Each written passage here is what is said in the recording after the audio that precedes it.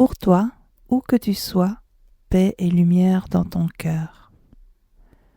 La légende de Knockgrafton.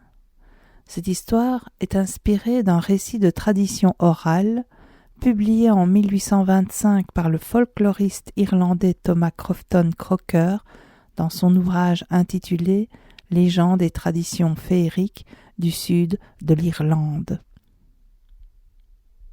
Il était une fois, tout près de la ville de Cahir, en Irlande, un petit homme qu'on appelait Lusmore. Ce nom lui venait d'un drôle d'habit. Il aimait mettre sur son chapeau une belle poignée de fleurs et d'herbes parfumées.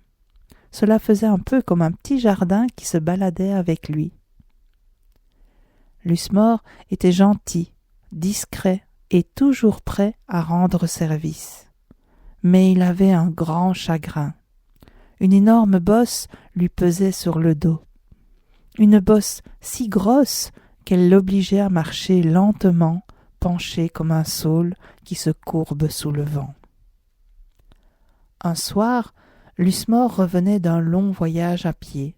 Il était très fatigué. Le soleil venait de disparaître, la lumière devenait violette et les ombres grandissaient.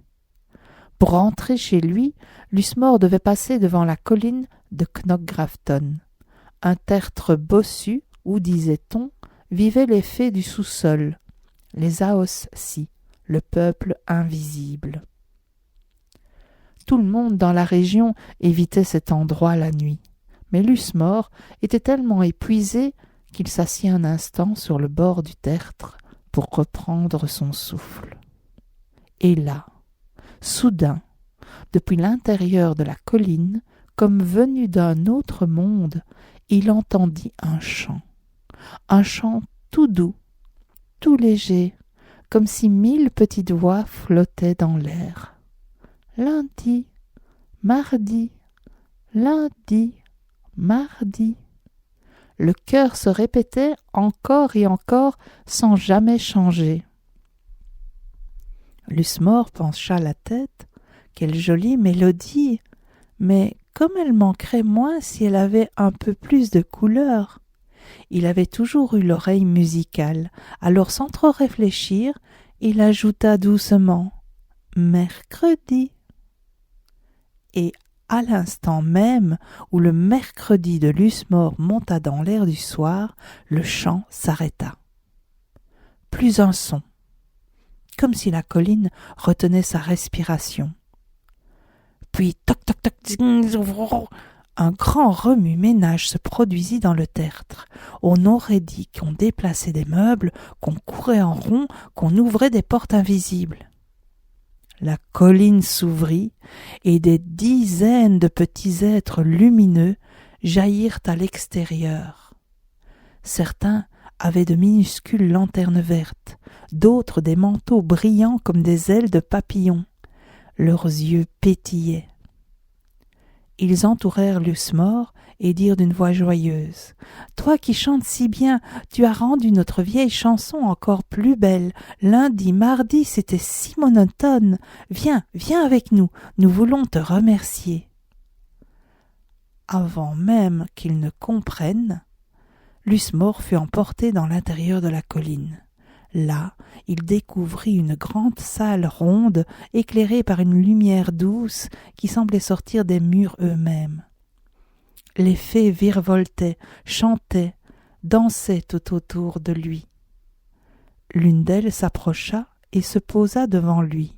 « Lusmore, ton chant nous a plu, tu nous as offert quelque chose de nouveau, de joyeux, nous voulons te faire un cadeau. » Et toutes les petites voix reprirent en chœur. Lundi, mardi, mercredi. À chaque mot, elle touchait la bosse de Lusmore. Une fois, 2 fois, 3 fois, et alors la bosse s'effaça. Disparut, comme un nuage que le vent pousse derrière une montagne. Quand Lusmore ressortit du tertre, il marchait droit comme un jeune arbre, léger comme un chevreau dans la prairie, Et lorsque sa vieille maman ouvrit la porte de leur petite maison, elle en resta bouche bée. Son fils n'avait plus de bosse du tout. La nouvelle fit vite le tour du pays, mais près de là vivait un autre bossu, un homme grincheux et jaloux. Lui aussi rêvait de se débarrasser de sa bosse, mais il ne pensait qu'à sa propre chance, pas du tout à la musique, ni aux fées, ni à la gentillesse. Quand il entendit ce qui était arrivé à Lusmore, il décida de faire exactement la même chose. Une nuit, il grimpa au sommet de Knockgrafton, s'assit et attendit. Bientôt, il entendit le chant « Lundi, mardi, mercredi ». Alors, croyant impressionner les fées, il lança d'une voix dure « Jeudi !» Mais ce jeudi n'était pas joyeux, il n'était pas musical, il sonnait comme une vieille casserole cabossée. La colline se souleva de colère. Les fées sortirent les bras croisés, les yeux froncés. Elles entourèrent l'homme et s'exclamèrent « Quelle horreur! Quel affreux jeudi! Tu as gâché notre chanson !» Elles le saisirent, l'emportèrent dans le tertre, et au lieu de lui enlever sa bosse, elles lui en ajoutèrent une autre. La bosse de Lusmore, qu'elles avaient soigneusement gardée, vint se poser au-dessus de la sienne.